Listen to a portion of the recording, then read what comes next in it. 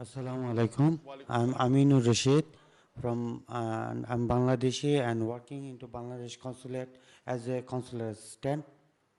Sir, my question is that we know that there is many religions in this world, and Alhamdulillah we are Muslim. And one day into one comparison of conversation with one of my friend, as a Hindu, he asked me one question, and I was totally incapable to give him the right answer. The answer was that the question was that why he became Hindu, and what was his fault before he born, and why I became Muslim, Alhamdulillah, and what was my good deeds before I born. Thank you, sir.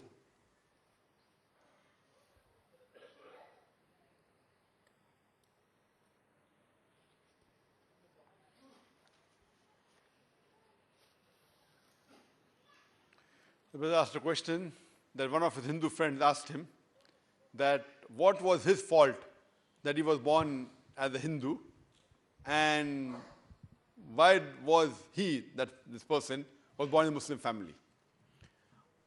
The criteria to go to Jannah is mentioned in Surah Al-Asr, chapter number 103, verse number 1 to 3, which says, Wal Asr, Innal insana fi khusr, illa alladhina amanu, wa amilu salihati, wa tawasaw bil haqq wa tawasaw bis sabr. That by the token of time, man is well in a state of loss, except those who have faith, those who have righteous deed, those who exhort people to truth, those who exhort people to patience and perseverance. This is a common question asked, that because I was born in a Hindu family, why should I go to hell? Because you are born in a Muslim family, you will go to heaven. So what is my fault? So I normally tell them that in an examination when I appeared for my 10th standard ICSE, there were 6 subjects in which you had to compulsory pass. English, mathematics, history, geography, science. There were 6 subjects.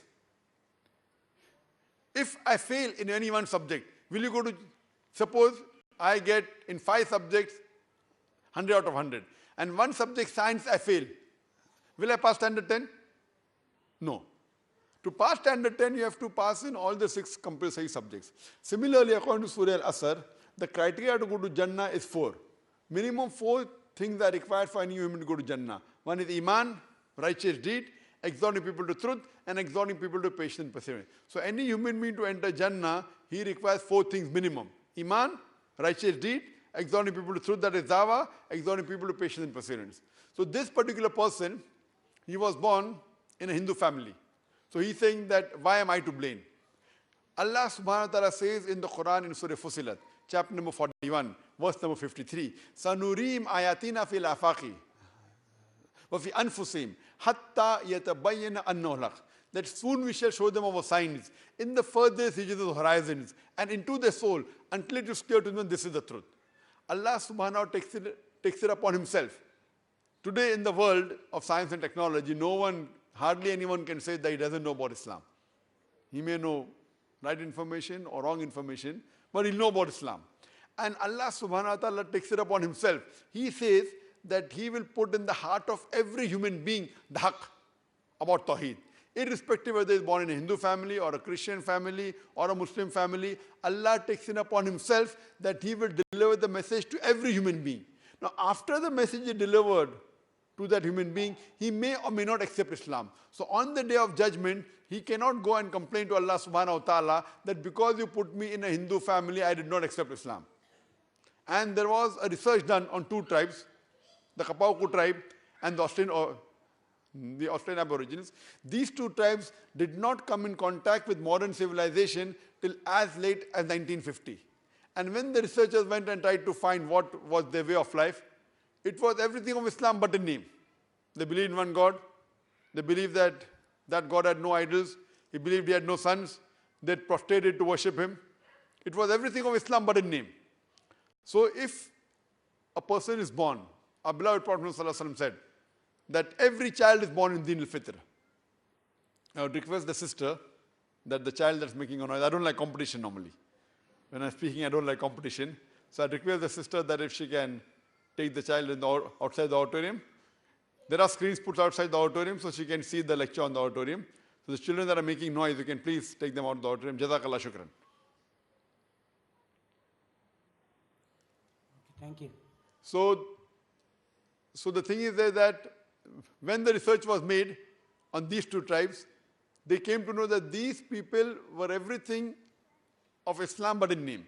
So today, if you take a child which is born in a Muslim family, or from a Christian family, or a Hindu family, and you do not put any external pressure on them and leave them alone and isolate them, they will be brought up as Muslims. They'll believe there's one God, they'll believe He begets not, they will not do idol worship. So every child is born as a Muslim in Din al-Fitra. Our beloved Prophet ﷺ said that after he grows, he is influenced by his parents, by his teachers, by his elders, then he starts doing idol worship, then he starts doing idol worship. So every child is born in Din al-Fitra. So you can say that, and everyone who is born in a Muslim family will not go to Jannah. There are many people born in Muslim family, but they are Muslims only for namesake.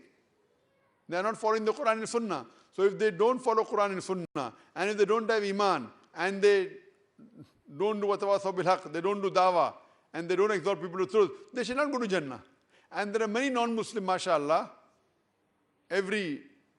throughout the world, there are thousands of people accepting Islam every day. Alhamdulillah. So the chances, not that 100% born in a Muslim family will go to Jannah. Many who are evil and not following the Quran, Sunnah will not go to Jannah. And there are many people born in Muslim, non-Muslim family who accept the deen. So on the day of judgment, he will not be able to complain to Allah subhanahu wa ta'ala that because you made me born in a non-Muslim family, that I did shirk. Because Allah Himself will see to it that He gives the message of Tawheed to every human being before they die. So once the message of Tawheed is given, and if they reject it, they will be held responsible on the day of judgment. Hope that answers the question, brother. Thank you. Yes, brother.